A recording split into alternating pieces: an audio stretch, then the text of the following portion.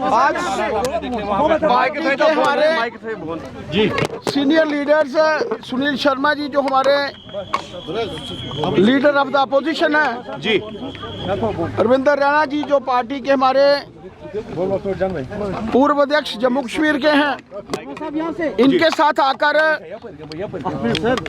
हम सब जानते हैं कि पिछले दिनों में जो वाक़या हुआ जिसमें हमारे पूर्व सैनिक के ऊपर गोलियां चलाई गई, उनके परिवार के ऊपर गोलियां चलाई गई। वो वीर हमारे बीच में नहीं है, उनकी शहादत हुई। उनके परिवार के कुछ लोग, उनकी धर्मपत्नी और उनकी भतीजी आज हॉस्पिटल में थे।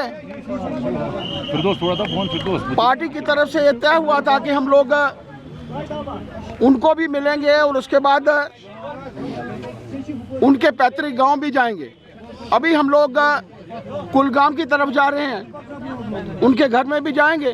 दोस्तों, ये शहादत जो है वो बेकार नहीं जाएगी।